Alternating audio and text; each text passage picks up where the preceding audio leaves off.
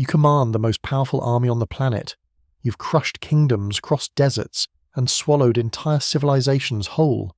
And now, somewhere in a cold, wet mountain range, a handful of starving men are hiding in a cave, eating wild honey off the rocks just to stay alive.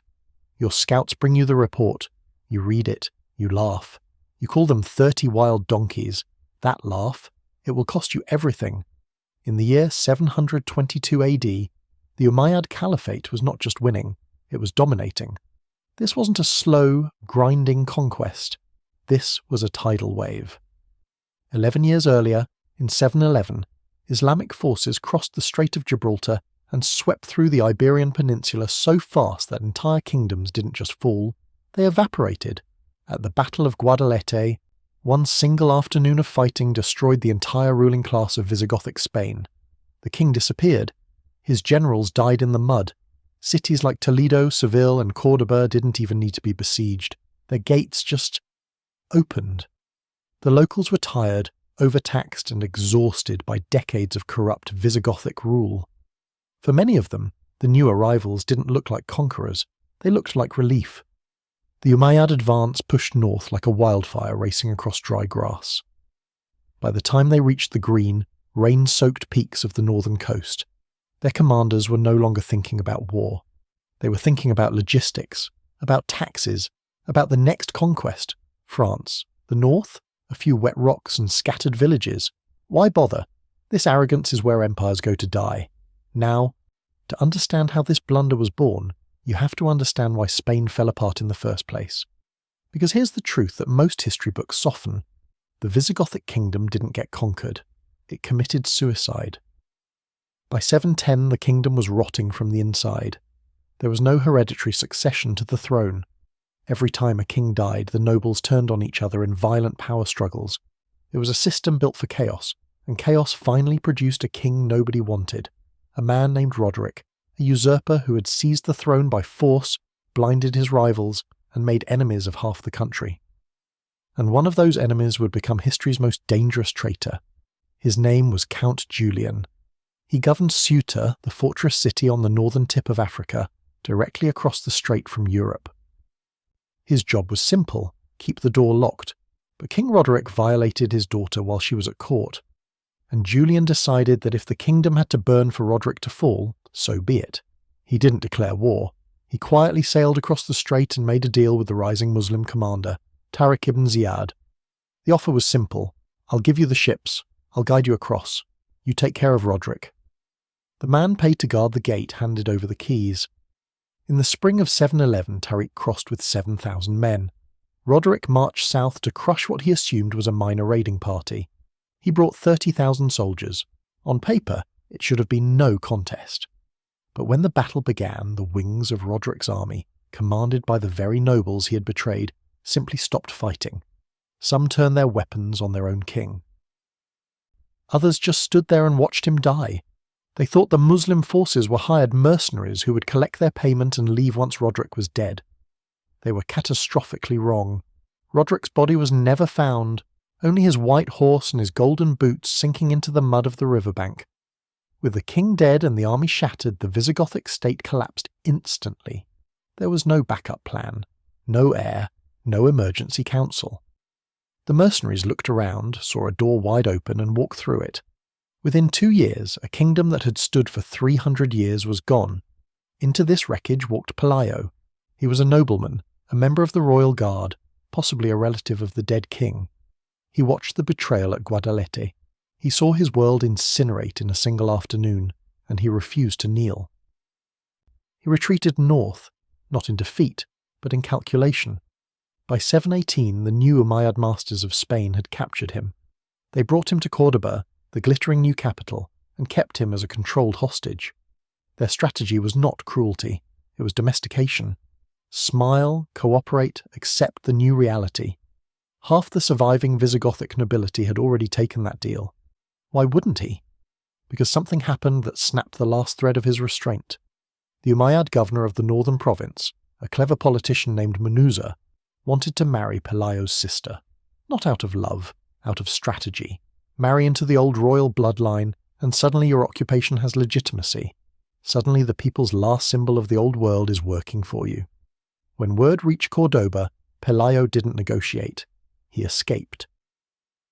Nobody recorded exactly how he slipped past the guards, whether it was bribery, disguise, or outright violence. What we know is that he covered nearly 500 miles of hostile occupied territory and arrived back in the north like a man who had nothing left to lose. He confronted Munuza directly, in the lion's den, to his face. Munuza ordered his arrest. Pelayo fought his way out.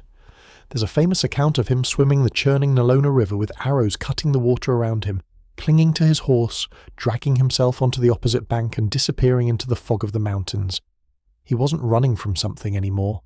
He was running towards something, the one place in Spain where the Empire's cavalry couldn't follow, the Picos de Europa.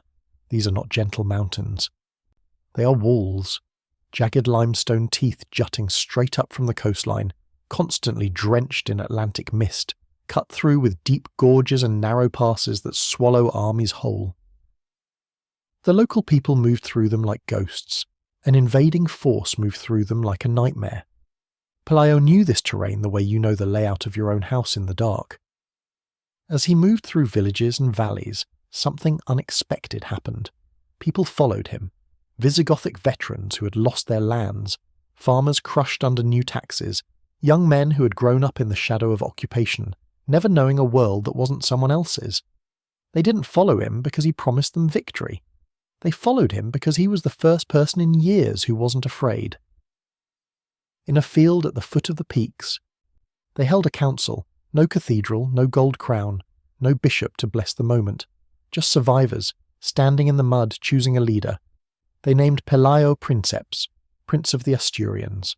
To Munuza in his comfortable coastal palace it was a joke, a fugitive playing king in the fog. But Munuza made the same mistake that empires always make. He let the infection fester because he thought it was harmless. For 4 years, 718 to 722, Pelayo didn't fight. He built. He stockpiled weapons. He memorized every pass, every cliff face, every narrow throat in the mountains. He turned refugees into soldiers and soldiers into something more disciplined. Ambush specialists. Men who didn't need open ground to fight. Men who could disappear into the rocks and reappear exactly where you didn't expect them. And he chose his ground. The place was called Covadonga, from the Latin Cova Dominica, the cave of the lady. A natural overhang carved into a sheer cliff face, hovering above a narrow valley where 2 rivers meet. To reach it, any attacking force would have to funnel through a deep wooded gorge, maybe 10 meters wide at its narrowest. Now think about that. 10 meters. You can spread your arms and nearly touch both sides. You could have 10,000 soldiers or 10 million. It doesn't matter. Only the front row can fight. Everyone behind them is just waiting to die.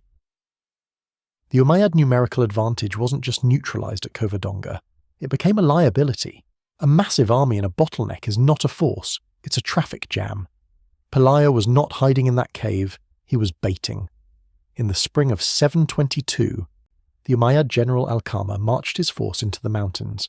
He brought with him Bishop Oppas, a high-ranking churchman born of noble Visigothic blood who had made peace with the new rulers and kept his wealth, his title and his head by doing so. Oppas rode forward on a mule to the mouth of the gorge and called up to Pelayo in the cave. The chronicles record the exchange. Oppas didn't threaten, he reasoned. The entire army of the Goths could not stop this conquest, he called out. Every great city has fallen. How can you in this little mountain hope to succeed where an entire kingdom failed? Come down, accept the offer. You will be given land, a title, safety. Why die for something that no longer exists? It was the most seductive argument possible, the voice of pure, cold logic.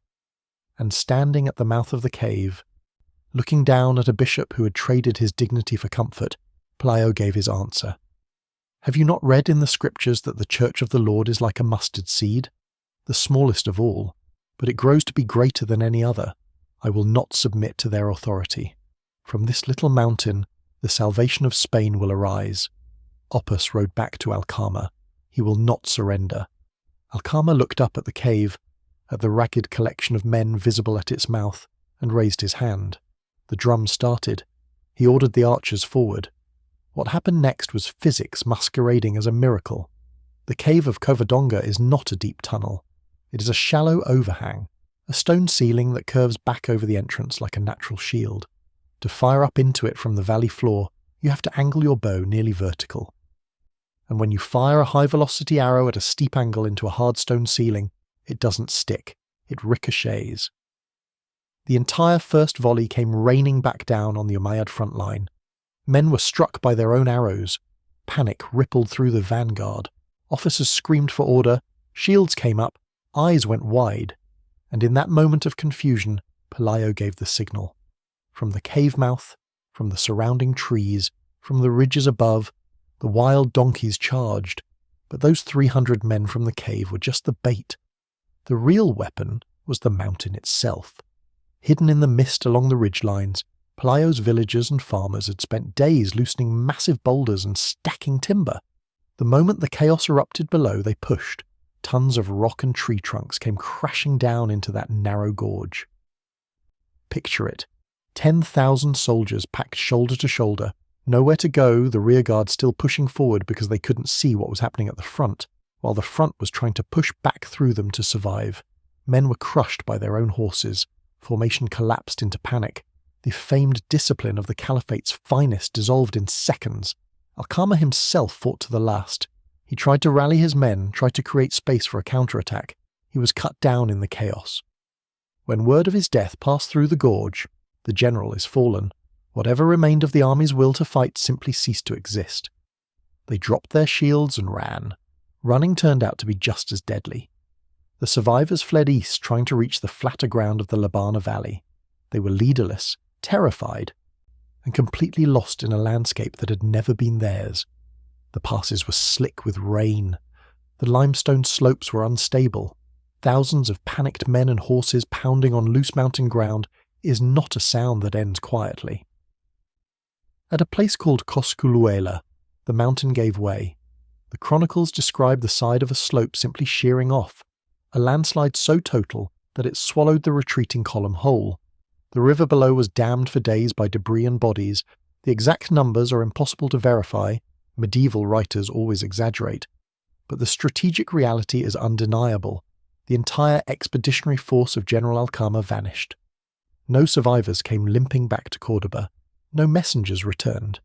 For the Umayyad governors in the south, the north simply went silent. An army marched out and ceased to exist. The mountains of Asturias were no longer insignificant. They were cursed.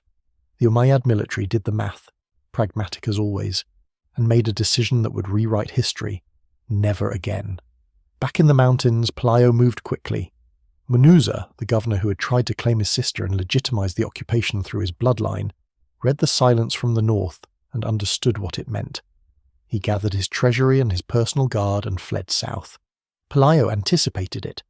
The interception happened in a valley called Olalis. It wasn't a battle, it was an execution. Munuza, the man who had represented the complete humiliation of everything Pelayo was born into, died on a road he thought would save him. And then it was over. Not a single active Umayyad military unit remained in Asturias. The provincial governor was dead. The expeditionary army was buried under a mountain. In a matter of weeks, a group of refugees had dismantled an empire's provincial government. Now there was silence in the mountains, not the silence of fear, the silence of victory. They gathered again, this time not as fugitives, but as something they hadn't been in over a decade. Free people.